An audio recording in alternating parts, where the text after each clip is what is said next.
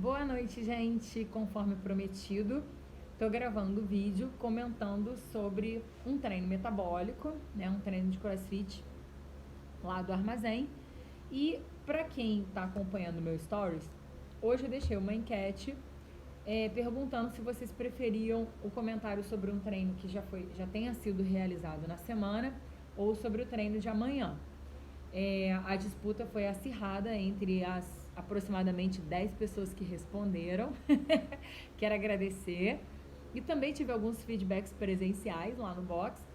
Mas quem venceu, né, a opção que venceu foi sobre o treino de amanhã. Sobretudo, essa votação por parte dos alunos lá do box, porque já querem esse spoiler, querem saber como que eles devem chegar no treino. E também alguns até comentaram que pelo fato de não treinarem no meu horário, no horário que eu dou aula, eles tinham vontade de entender, né, qual era o meu pensamento e a minha proposta no momento que eu planejo esse treino. Mas aí eu também entendi o lado do pessoal que votou nos treinos realizados, porque de fato a gente observar a forma como o treino é realizado traz uma espécie de laboratório, né? Tô até usando essa expressão que eu aprendi com o coach Mexerica, que ele fala que o melhor laboratório é a nossa prática, é onde a gente dá aula. E quando a gente dá um treino, vê que aquele treino aconteceu do jeito que a gente planejou, mesmo a gente fazendo sozinho, experimentando o treino antes, você consegue ver que aquilo pode se reproduzir em diferentes condições, diferentes situações, com diferentes pessoas. Talvez a gente possa afirmar que chegou ao objetivo, né? Então, para esse treino de amanhã, não dá para saber, mas também, né, eu estou nessa função de montar treinos já há 3 anos e meio quase. O que foi? O mozão tá aqui do lado, me desconcentrando, rindo, e eu tô aqui gravando querendo saber o que ele tá rindo. Mas voltando então, pessoal, a gente está acostumado a fazer isso, a gente sabe quais são mais ou menos os nós, aonde que a coisa agarra um pouco, tem algumas hipóteses importantes para isso, tá? Então, antes de eu entrar no treino especificamente, eu nunca esqueço de reforçar o lugar de onde eu falo. E eu acho que quando a gente quer transmitir uma informação para as pessoas, disponibilizar isso numa rede social, a gente primeiro tem que assumir uma posição de que nós não somos os donos da verdade. Então, o lugar de onde eu falo. Bom, eu tenho 18 anos de educação física. Eu entrei na faculdade de educação física no ano de 2001. Eu tenho quase 15 anos de formada. Eu me formei no final do ano de 2004. Esse ano eu faço 15 anos de formação em educação física. Mas eu trabalho com prescrição do exercício no ambiente da academia de ginástica e no espaço considerado não formal da educação física há 16 anos. Eu comecei a trabalhar efetivamente nessa área em 2003. Não me refiro a CrossFit, né? Não tinha como nessa época. O CrossFit eu conheci no ano de 2013 por intermédio do professor Pedro Ivo Cossenza, que tem um box no Rio de Janeiro, Inox CrossFit. Professor Pedro Ivo é uma referência para mim. Fiz muitos cursos com o grupo da Movement, que é o grupo que ele tem, maravilhoso, muito bom de treinamento funcional. E o primeiro contato que eu tive foi esse. Quando eu decidi que eu realmente queria aprender mais sobre isso, queria entender, foi no ano de 2014. Foi no ano de 2014. E aí, nessa época, eu fazia doutorado em Antropologia da Saúde na UFRJ, um curso que eu até interrompi, porque mudei de rota, e tive a oportunidade de conhecer a primeira safra de treinadores Level 1 de CrossFit do Rio de Janeiro, né? Não tô falando em nível Brasil, que foi o coach Andrei e o coach João Neto um tempo depois. Passei mais ou menos 6 meses frequentando o box do Andrei, que era CrossFit Leblon, onde eu tive um primeiro contato e foi bastante enriquecedor para esse meu início de jornada. Desde então eu comecei a me dedicar com muito afinco e um esforço pessoal acima até do que eu pensava ser capaz, porque eu já vou fazer 36 anos de idade, nessa área de levantamento olímpico, ginástica e tentando fazer o melhor que eu posso com as condições que eu tenho. Também sigo alguns profissionais que são referência para mim. Eu gosto muito de acompanhar o trabalho do coach Thiago Reck, que é o head da CrossFit Sampa. Gosto muito também de acompanhar o trabalho do Bernardo Camargo, que é o coach do Gui Malheiros. Fiz o curso dele de periodização. E também venho lendo e acompanhando já há bastante tempo o professor Ramires Tibana, que é hoje para mim uma referência como professor, atleta, pesquisador na área de educação física com ênfase no CrossFit. E agora eu me inscrevi no curso The Lab do Coach Mexerica. Vai acontecer em vários lugares do Brasil. Eu vou nessa edição de São Paulo no mês que vem. E eu quero inclusive ressaltar, porque está sendo extremamente enriquecedor, todo o material que ele já disponibilizou para nós estudarmos e fazermos o curso.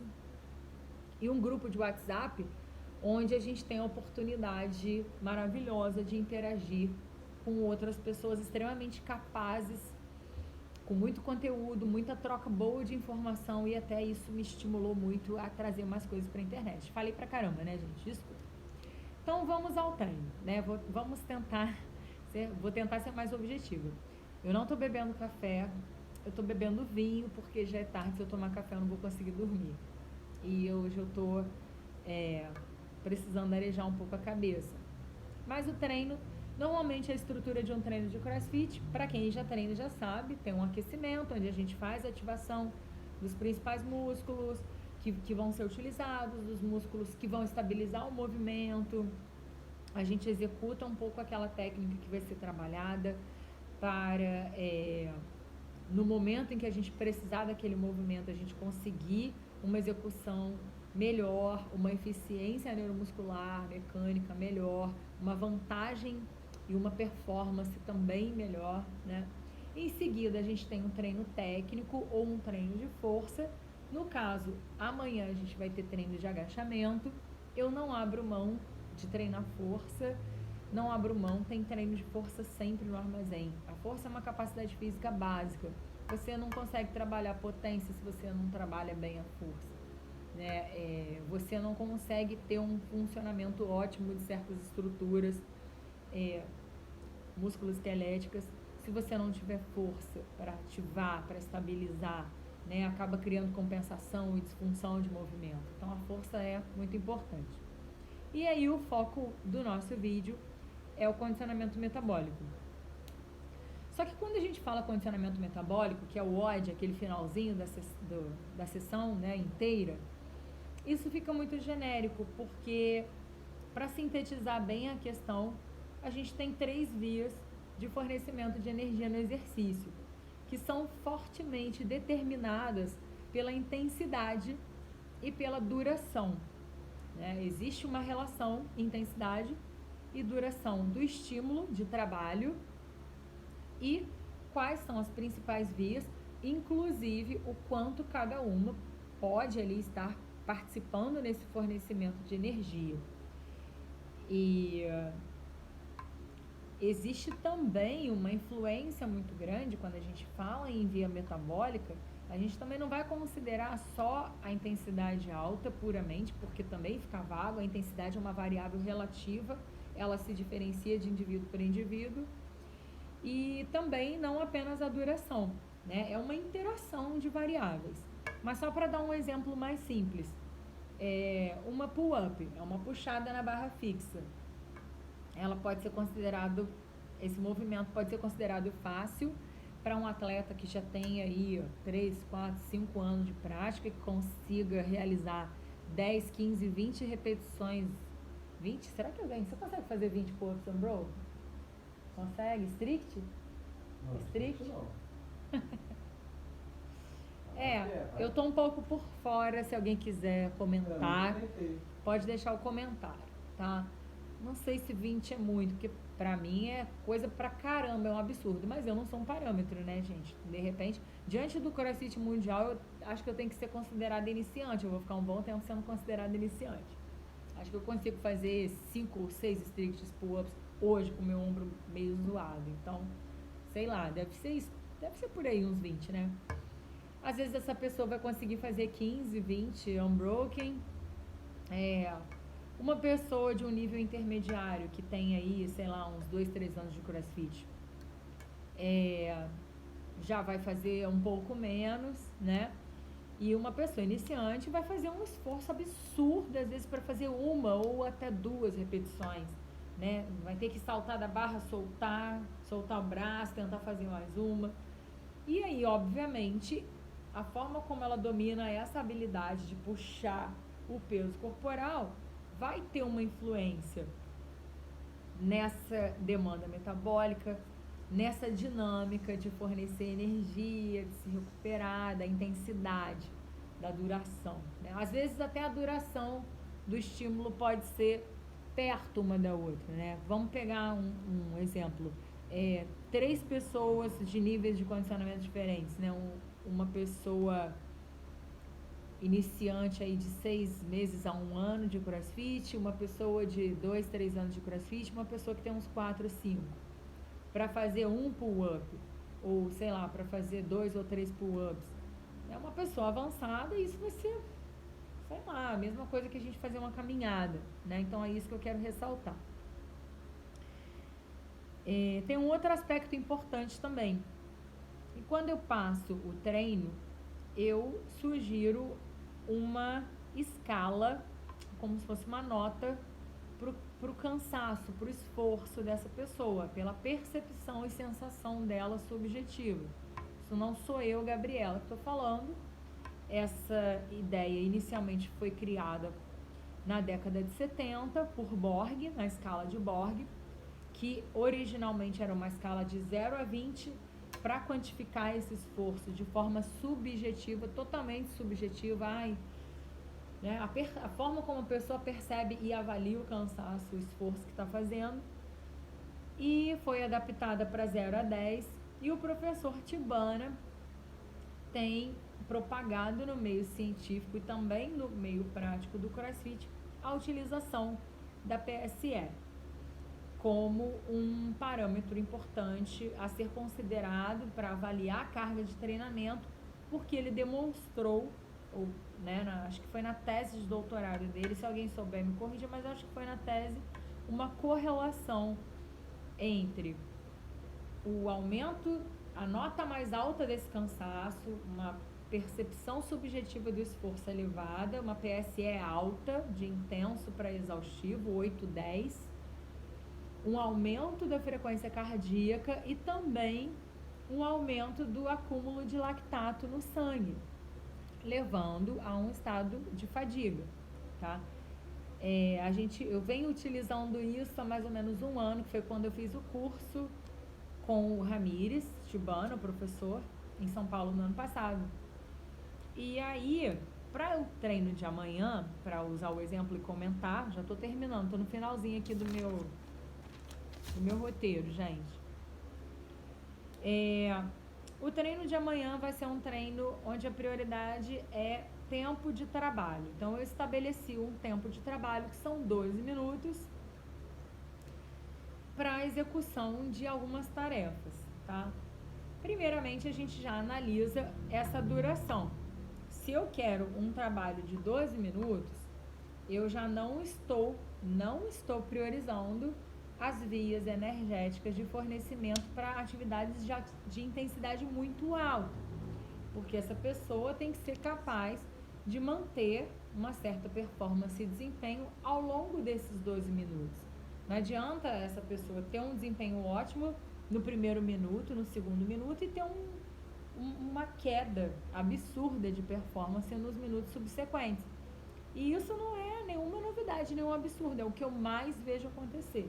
As pessoas não sabem, não têm consciência de controlar o ritmo do treino, não têm consciência do quanto elas dominam aquela habilidade, ou às vezes por ego, por orgulho, não querem adaptar um padrão de movimento ou uma sobrecarga. Quando elas chegam, sei lá, 1/3 do tempo do treino, elas ficam sofrendo até o treino acabar, porque não conseguem administrar essa relação trabalho, recuperação e duração total de um workout. Amanhã são 3 tarefas: ginásticas, peso corporal, 3 repetições da flexão de braço na bananeira, né, o handstand push-ups strict, em força, sem usar a perna, são 3, número baixo de repetições. 6 puxadas na barra fixa em força, strict pull-ups, e 12 pistols alternados, single leg squat, que é aquele agachamento que a gente faz unilateral, apoiando uma perna só. Contabilizando essas repetições, a gente tem 21 movimentos. Se fossem 21 movimentos, todos eles usando o mesmo segmento corporal, esses 12 minutos iam ser extremamente sofridos. Mas a gente tem até nesse formato de treino que eu montei aqui, a gente tem uma complementaridade desses padrões. Eu gosto de montar treinos assim. Dificilmente eu trabalho com movimentos concorrentes. Às vezes sim, né? Para testar a eficiência, às vezes num estado de mais fadiga. Mas amanhã a proposta não é essa. Dentro do bloco de treino que eu estou montando, dentro da proposta da semana, não convém para mim concentrar movimentos nos mesmos segmentos. Então, você contabilizar pura e simplesmente o número total de repetições de um round, às vezes é uma análise reducionista, é uma análise insuficiente para você entender o workout. Nossa, esse vídeo está ficando muito longo, acho que eu vou botar no YouTube, que está com 16 minutos. Então, acho que eu vou parar de gravar e fazer outro amanhã. Não, tá bom pra caramba. Mas por IGTV acho que é muito grande. Eu não sei se dá para postar vídeo grande assim. Você não tá fazendo no celular? Você pode ir cortando. Só se você me ajudar depois, então. Tá. Então, são padrões que se complementam. Por quê? O primeiro padrão é um padrão de empurrar. O segundo é um padrão de movimento de puxar. Né? Então, os músculos que prioritariamente são responsáveis por essas ações, eles não trabalham nas mesmas funções o tempo inteiro, exercendo as mesmas funções, vamos dizer assim. E depois tem esse agachamento unilateral, que ajuda até a fazer uma recuperação ativa e parcial, mas você não vai utilizar esse segmento corporal no movimento, ajudando também na recuperação. Diferente, por exemplo, se eu colocasse 21 HSPUs, 21 flexões na bananeira, essa é a diferença. Essa é uma coisa, esse é um aspecto importante da gente analisar, né? Inclusive no CrossFit é difícil a gente ficar comentando treino, porque um treino isolado, você pode fazer 1000 análises desse treino, né?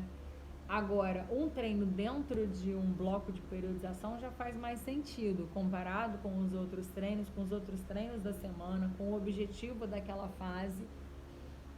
O meu objetivo amanhã, prioritariamente, é trabalhar força, com peso corporal.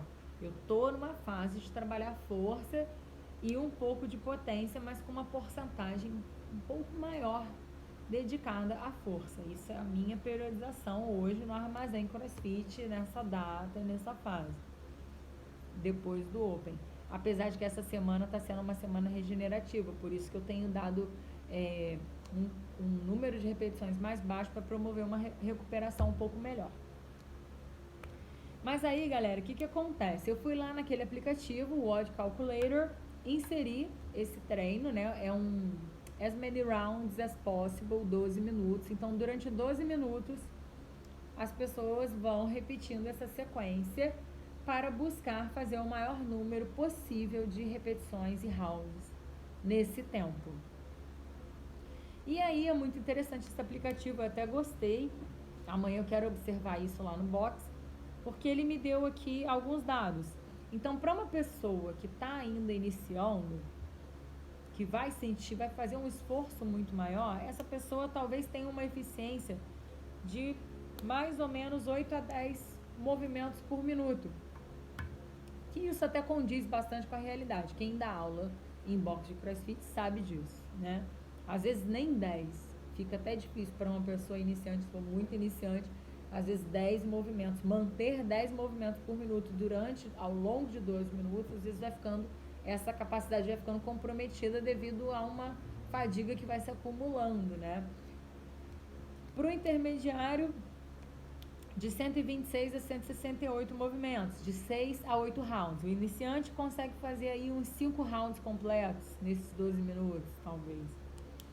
5 ou 6. O intermediário de 6 a 8. Então, o intermediário já muda essa faixa de repetições para 10 a 14 por minuto. Principalmente considerando essa complementaridade dos movimentos, dos padrões. Isso torna mais fácil manter número baixo de repetições, padrão de movimento que se complementa, alternando segmento, então torna um pouco mais tranquilo, né? Menos sofrido manter essa faixa de trabalho até o final. Um avançado RX, vamos dizer assim, já subiria essa relação repetições minuto de trabalho e recuperação para mais ou menos 14 a 17. E um top avançadíssimo elite, mais de 18 repetições por minuto. Então, ele fecharia esse AMRAP com mais de 10 rounds. Uma faixa de 10, 12, o aplicativo sugeriu 13 rounds no máximo. E amanhã eu vou ficar ligada nos resultados lá no aplicativo para ver como que a galera vai sair. Então, galera, eu achei bem interessante essa conta que o aplicativo me deu. E eu me lembrei do workshop que eu fiz, um workshop rápido de mais ou menos 1 hora com o Jason Calipa, quando ele veio ao Brasil no ano passado. O título do workshop dele foi AMRAP Mentality. Não sei se eu pronunciei certo. Falei direitinho, amor? Falei? AMRAP Mentality. Pode corrigir, tá, gente? Não ligo não. Então, e aí a proposta dele, durante o workshop, de uma forma bem prática, ele fez alguns testezinhos com movimentos de peso corporal, um movimento de peso, mas com uma carga bem baixa, mostrando pra gente formas da gente avaliar essa nossa capacidade de trabalho por minuto, como se fosse um EMOM. E aí, a partir dessa relação, a gente criar uma proporção, um número, tipo um número-chave, para você focar nesse número e passar aí esses AMRAPs mais longos, 12 minutos, 16 minutos, 20 minutos, conseguindo manter esse padrão e essa consistência, focando num número de repetições, né?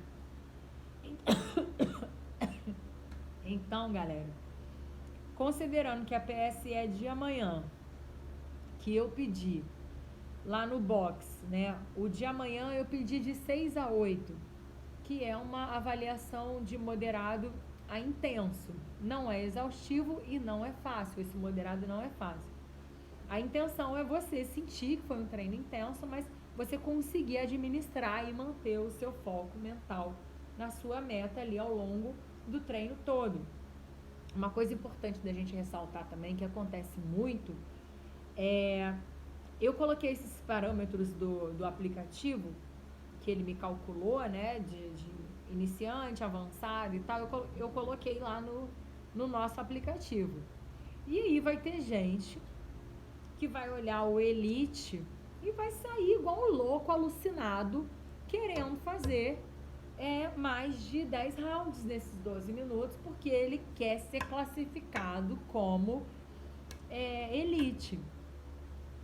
Só que o fato dele fazer essa quantidade de trabalho para esse tempo, ele de repente vai terminar esse treino esgotado. Ele vai passar uns 2, 3 dias esgotado, ele vai sempre no limite dele. Esse é um problema muito sério do CrossFit, por isso que eu tenho gravado muito esses vídeos, que as pessoas vão sempre ao seu limite, todos os dias, segunda a sexta, elas querem treinar no máximo. E aí isso, né, tem até um trabalho que o professor Ramires mostrou no curso. O coach Mexerica também já jogou esse trabalho no grupo, eu ainda não li o trabalho inteiro, mas o trabalho mostra que existe um efeito imunossupressor, às vezes de até 2 dias depois da realização de um treino muito intenso. Então a gente tem que prestar atenção nessas questões, tá? Não tem que ficar forçando, reforçando esse lado moral do desafio do CrossFit. A ferramenta é muito boa e a gente tem que saber trabalhar com ela.